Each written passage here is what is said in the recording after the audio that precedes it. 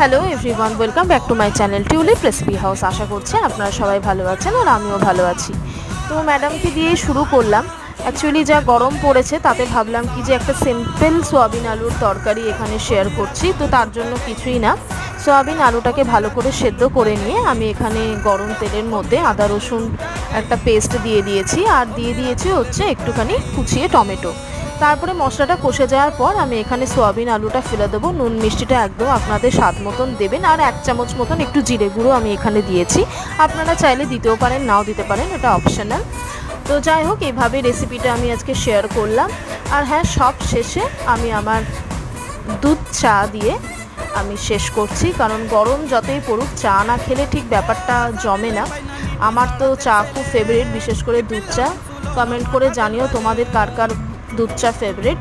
তো ভালো লাগলে সাবস্ক্রাইব, লাইক, শেয়ার করবেন। আর থ্যাঙ্কস ফর ওয়াচিং।